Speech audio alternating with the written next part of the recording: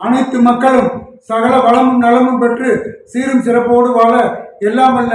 மகாலிங்க பெருமானுடைய பாத கமலங்களை வணங்கி இந்த பதிவிலே உத்திராட நட்சத்திரத்திலே பிறந்தவர்களுக்கான வழிபாடு சூட்சுமங்களை பற்றி சொல்ல விளைகின்ற வருடம் ஒரு முறை தங்களுடைய ஜென்ம நட்சத்திர நாளாகிய உத்திராட நாளிலே திருமுறை ஸ்தலங்களிலே ஒன்றாகிய திருக்கடிக்குளம் என்கிற ஸ்தலத்திற்கு சென்று அங்கு அருள்பாலிக்கக்கூடிய எல்லாம் வல்ல கற்பகநாத சுவாமிக்கும் சௌந்தரநாயகி அம்பாளுக்கும் அர்ச்சனை ஆராதனைகளை செய்து